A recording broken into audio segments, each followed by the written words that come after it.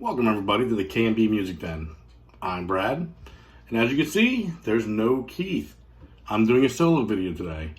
Keith's always on my ass about doing solo videos. He's a lot more productive than I am. I'm the lazy one of the two. So today I figured we'll do a video. So I decided what I'm going to do here is showcase an artist that I have a big fandom in my heart for, and I don't think has a near as much appreciation or people knowing about him the way they should. So, the guy we're going to be discussing today, I'm going to show you a quick clip of here real quick.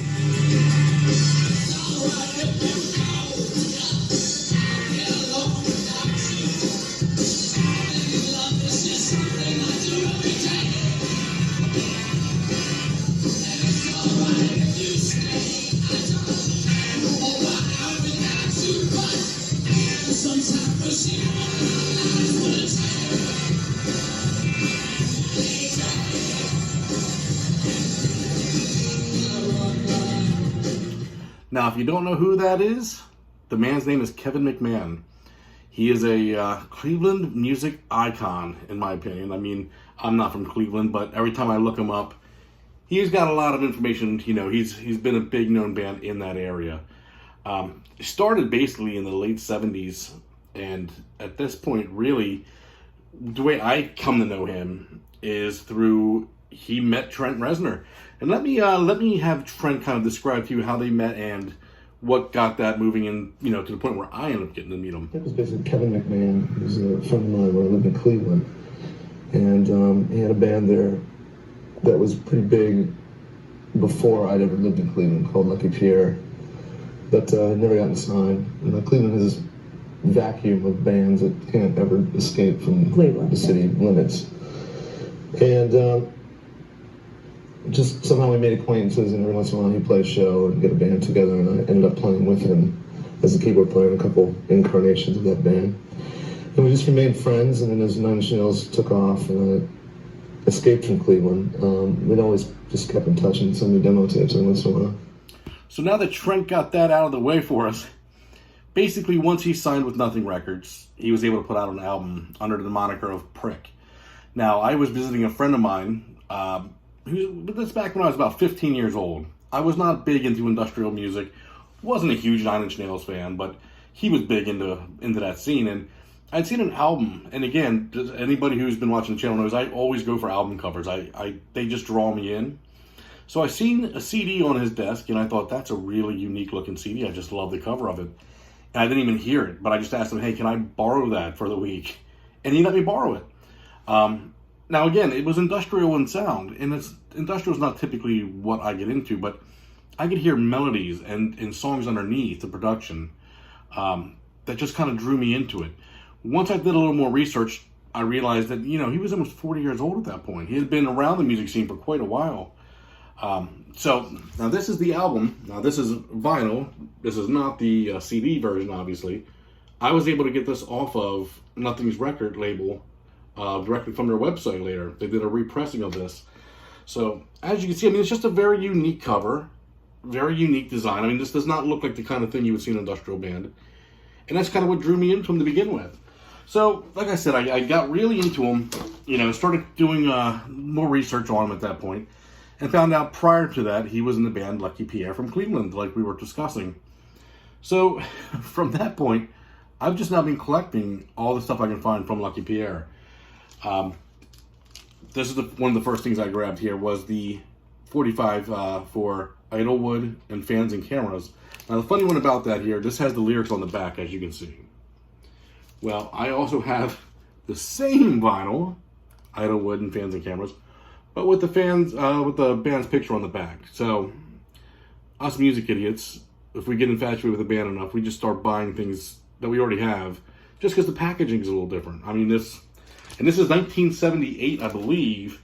So even in 78, they had a little bit of different packaging on that. In 79, they released Into My Arms and Match. Into My Arms is probably my favorite Pierre song, and I want to show you some clips of that here shortly to kind of give you an idea of how that song progressed. But again, just cool artwork.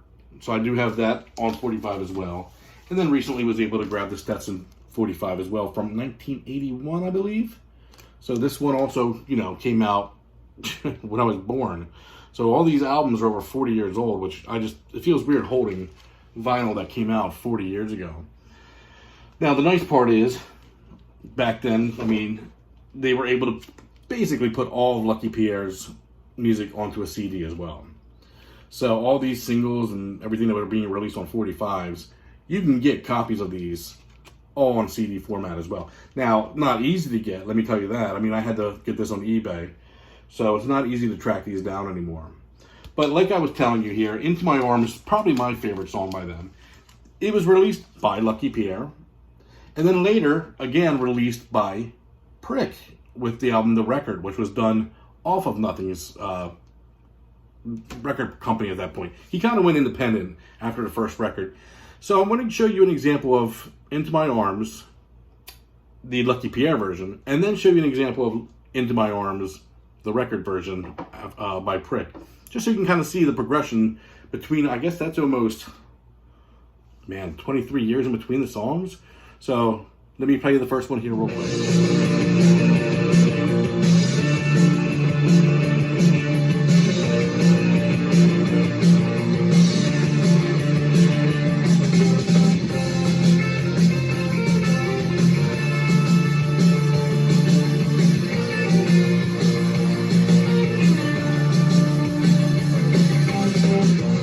Each of our minds looks at the last chance. The shake of your fan, my Dorian twitchy dance. You know how this pointless existence is on.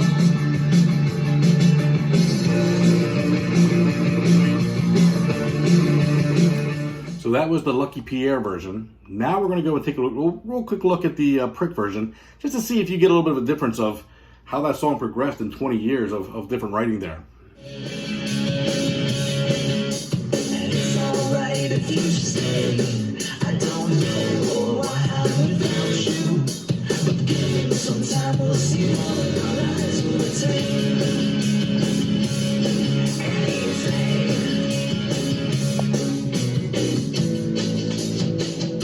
I gotta get someone to my arms. I gotta get someone. I've given you all I have to show. So come on, come on, come on, come on. It's alright if you go. I'll get along here without you. Falling in love is just something I do. So yeah, I mean, as you can see, I find it very fascinating that someone was that big of a musician in a small town.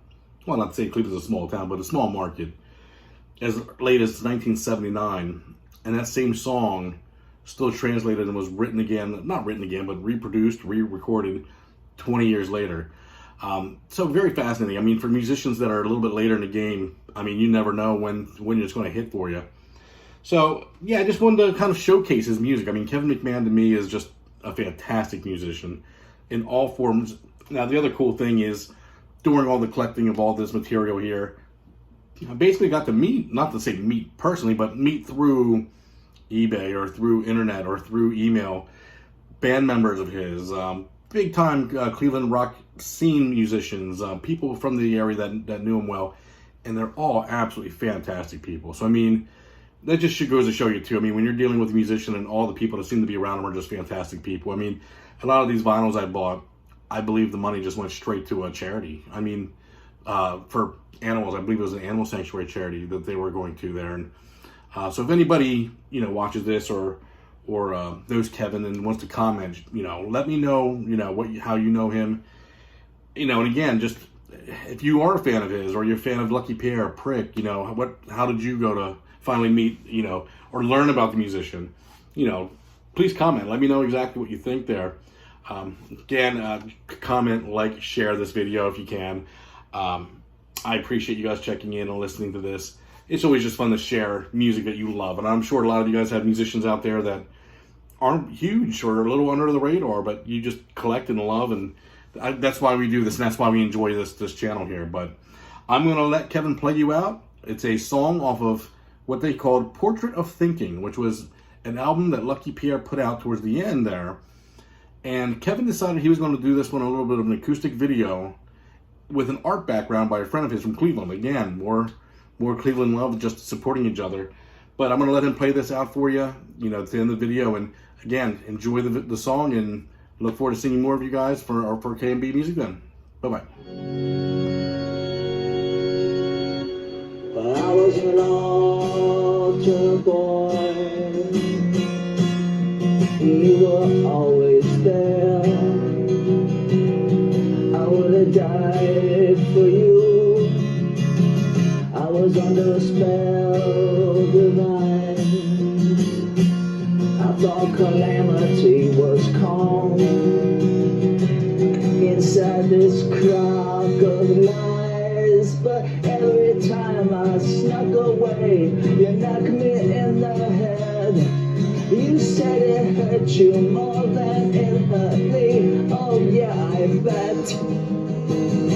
Another white lie, but now I'm an altered man, and you are sort of here, out of concoction fear.